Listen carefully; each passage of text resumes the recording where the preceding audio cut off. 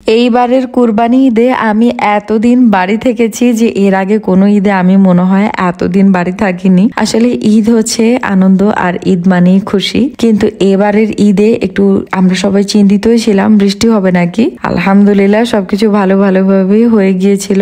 বাড়ি গিয়ে এই যে আমাদের বাগানের যে ফল ফলাদি এগুলো ঘুরে ঘুরে দেখছিলাম। গ্রামের এই প্রাকৃতিক সৌন্দর্য সবসময় আমার মনে প্রশান্তি এনে দেয়। মাশাআল্লাহ আমরা বাগান ঘুরে ঘুরে দেখছিলাম আর বিভিন্ন যে ফল ছিল সেগুলো পারছিলাম, কি যে ভালো লাগছিল। বাগান বিলাসে ছাদের মধ্যে কি সুন্দর এই ছাউনি, এটা এত সুন্দর। পাশাপাশি ওই দিনের যে পরিবেশটা সেটা ছিল অসম্ভব সুন্দর রকমের। মাশাআল্লাহ কি যে ভালো লাগছিল। তো সবাই মিলে আমরা লিচু খেতে বসে গিয়েছিলাম। এক ফাঁকে আমার আপা আর খালাকে নিয়ে ছোট জালের বাড়ি থেকেও ঘুরে এলাম। শুধু খাবার আর খাবার খেয়ে খেয়ে সবাই জাস্ট মোটা হয়ে যাচ্ছিলাম এক কথায়। এবারের ঈদে বাচ্চাদের সাথে আমিও কিন্তু উনো কার্ড খেলা শিখে গিয়েছি, আর দুলা ভাইয়ের পক্ষ থেকে আইসক্রিম পার্টিটাও বাচ্চারা বেশ এনজয় করেছে।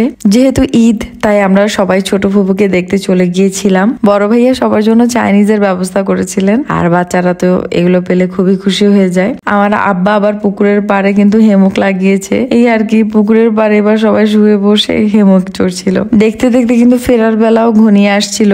বাচ্চারাও মন ভরে খেলে নিচ্ছিল।